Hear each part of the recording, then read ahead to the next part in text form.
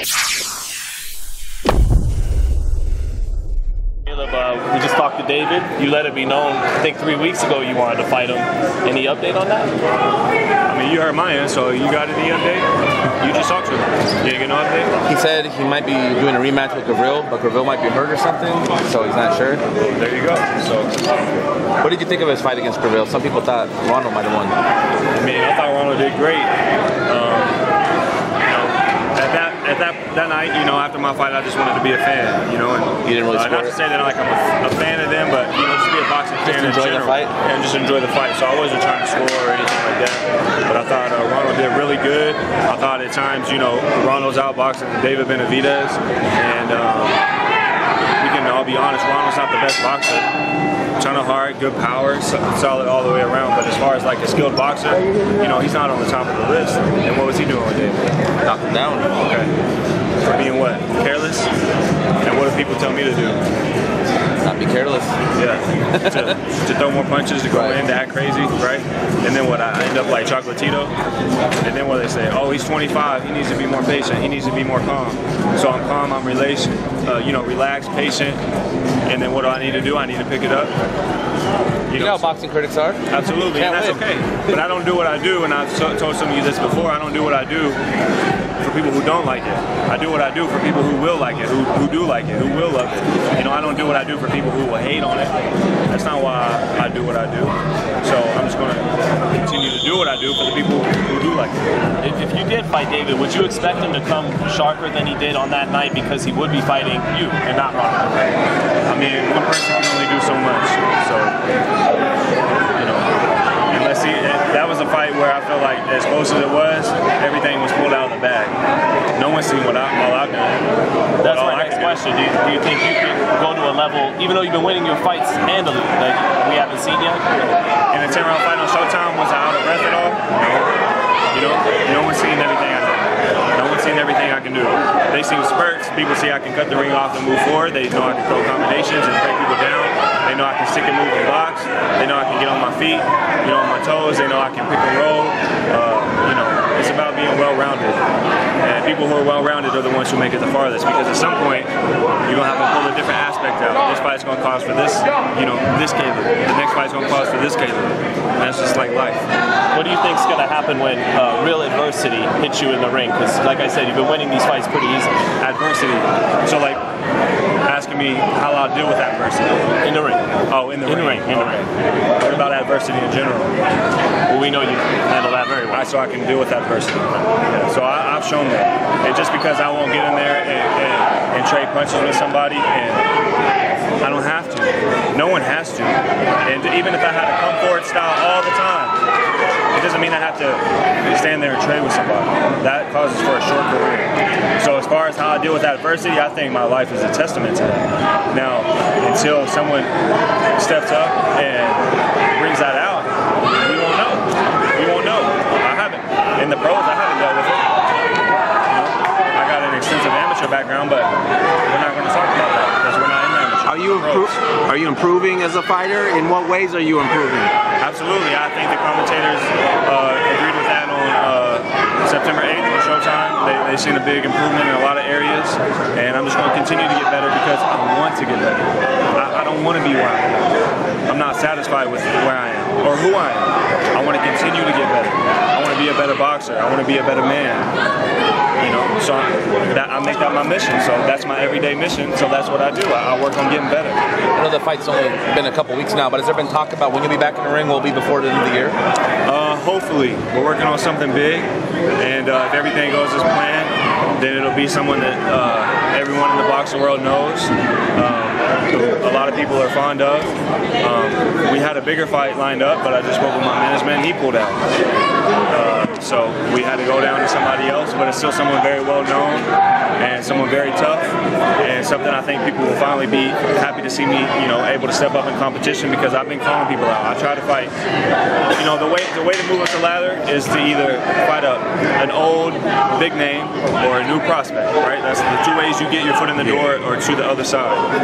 You know, I've tried to fight Julian Jackson, I've tried to fight Dominic Wade, I've tried to fight Jose Uzagatigi, I've tried to fight, I mean, the list goes goes on, and it's because I want to be great, and there's only one way to do that, and that's fight tough opposition.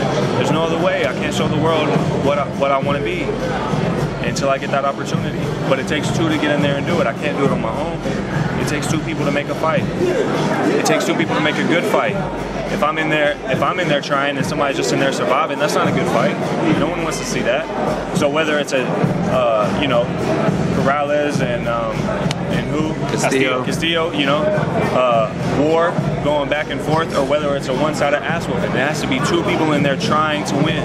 Otherwise, it's not going to be a good fight. And until I get that, and even not just myself, just other people, that's what makes good fights. That's when people get excited. That's what I want. I want to push myself.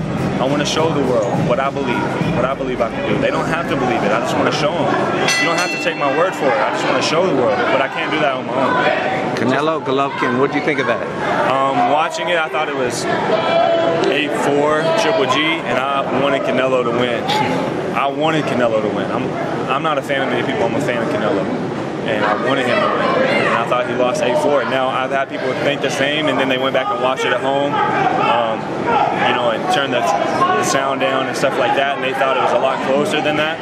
So I would have to go back and rewatch it because when you're watching it live around people, you get excited and stuff like that. So to get a good assessment, I had to go back and rewatch it. But did you think Canelo should have won that? Like he didn't do all the things he could do in there when you were wild?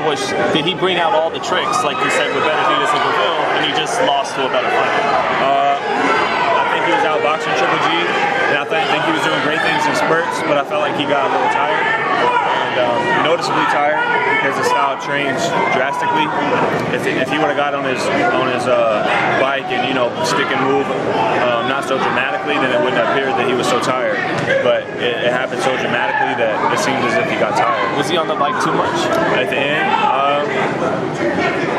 You got to do that against Triple G. If you're hitting and not getting hit back, then you're boxing. No matter what you're doing. I don't care if you're sprinting. If you're hitting and not getting hit back, you're boxing. But if you're just moving and slipping punches for rounds and rounds and rounds, that's kind of running. I feel like a lot of boxing fans would consider that running, and a lot of boxing experts. But if you're sticking and moving, no matter how much and how fast you're moving, if you're throwing punches back and landing and not getting hit, that's boxing. Who wins the rematch if they fight again? Man, I'm not sure. I just have to sit down and be a fan once again. I don't get to do that too often, but in a fight like that, I would just enjoy myself that night. Over another great fight, because it's not like it wasn't a great fight. It was so good.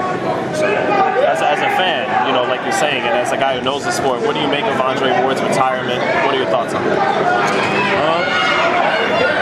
There's a lot of speculation on reasons why, the reasons that he gave, and then reasons like his pay-per-views not doing well, and stuff like that. The man has nothing to prove in my eyes. He hasn't lost a boxing match since he was like 12 years old. Olympic gold, Super 6 winner. All the things he's done. Prior to that. So the man retired on his own terms. Can't be nothing but happy for him. He's got a beautiful family, a healthy family, and so I just hope that his investments are well made and that he lives a happy rest of his life, because that's what we're all seeking out. We start in one place down here and we're trying to end up up here. So I just wish that man the best of luck. Any last message for the fans out there? Yes, I appreciate everyone who supports me and tunes in. I'm hoping to give y'all bigger, better fights soon. You guys can follow me at Sweet Hands Boxing on Twitter, at Caleb Plant on Instagram and Facebook. Also, you can go download my app. It's free for Apple and Android, called Sweet Hands. It's just an inside look to all my. It's got all my social media links on there. We got highlight videos, pictures, bios, more things about Aaliyah that you guys may not know about. We're about to have merchandise on there, some Sweet Hands merchandise. When and where I'm fighting will be dropped. The news will be dropped on there first, as opposed to other social media outlets. Just a lot of cool things. It's going to be a new live streaming on there for you guys to tune in and check out what's going on. It's just a lot of cool things that's more detailed than regular social media. So I definitely encourage everybody to go download that and stay touched. Hey Caleb, last one for me, man. The three great super middleweights of our lifetime: Roy Jones, Andre Ward, Joe Calzaghe. Who was the best out of the three? Put me on the spot with that one, didn't you? Man, that's tough. It would have to be between Andre Ward and Roy Jones. I'm a huge fan of both. I don't even want to count one or the other out. And Calzaghe, you know what I'm saying? He was look what he did to Roy, you know? Well, Roy was old. Yeah, Roy was old, you know, but still, he did it. Right. He did it, and he did it in fashion. Right. And but between Andre and Roy, I don't even want to pick. I don't want to put somebody over that. But Andre,